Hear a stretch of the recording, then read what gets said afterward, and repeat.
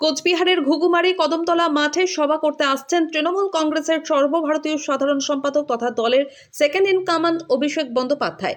তার সভাকে ঘিরে ইতিমধ্যেই শুরু হয়ে গিয়েছে জোর কদমে প্রস্তুতি। একেবারে সজ সজ রব ঘুঘুমারি কদমতলা মাঠ জুড়ে বিশাল এলাকা নিয়ে তৈরি হয়েছে সভার মঞ্চ।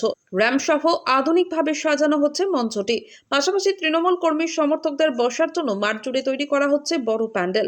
কোথাও বাঁশের প্যান্ডেলে দড়ি বাঁধার কাজ চলছে, আবার কোথাও লাগানো হচ্ছে ফ্লেক্স, ফেস্টুন ও দলীয় পতাকা। সভাস্থলে সকাল থেকে ব্যস্ততার চোখে পড়ছে। কর্মী সমর্থকদের চেষ্টায় ধীরে ধীরে রঙিন হয়ে উঠছে গোটা এলাকা। তৃণমূলের এক নেতা জানান, সভাস্থলে লক্ষাধিক মানুষের জমায়েত হতে পারে এই সভায়। তার দাবি, এত ভিড় হবে যে মাঠে আর জায়গা থাকবে না। সব মিলিয়ে অভিষেক বন্দ্যোপাধ্যায়ের সভাকে কেন্দ্র করে এখন সাজো সাজো রব কোচবিহারের ঘুঘুমারি কদমতলা মাঠে।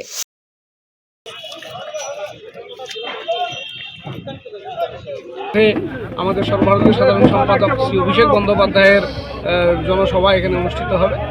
এখানে প্রায় 1,19,000 মানুষের আসবার কথা, সেই অনুযায়ী টার্গেট দেওয়া হয়েছে এবং কোনো কারণে যদি টার্গেট কম বেশি ফেলও করে সেক্ষেত্রে লক্ষাধিক লোকের সমাবেশ কিন্তু থাকছেই। এই মাঠে অ্যাট এ টাইম 40 থেকে 50,000 লোক ধরতে পারে। বাকি এই রাস্তা মাথাভাঙা হাইরোড, দিনহাটা হাইরোড, এর সংলগ্ন যে রাস্তাঘাট আছে, কসারিহাটের রাস্তা, চিল্কিরহাটের রাস্তা, এই সমস্ত জায়গাতে একটা ব্যাপক গ্যাঞ্জাম হতে পারে বলে আমাদের অনুমান। সেই ক্ষেত্রে যথেষ্ট পার্কিং করা হয়েছে। যে গাড়িগুলো মাথাভাঙা হাইরোড থেকে আসবেন সেই গাড়িগুলো পার্কিংয়ে ঠিক করেছি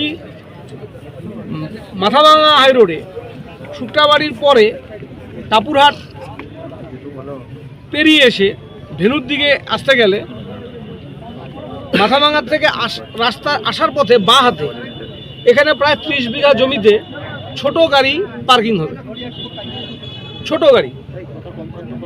আর ডান দিকে টাপুরহাট মোড় পেরিয়ে এসে কদমতলার আগে ডান দিকে 3টি জায়গা করা আছে যেখানে বড় বাস পার্কিং হবে।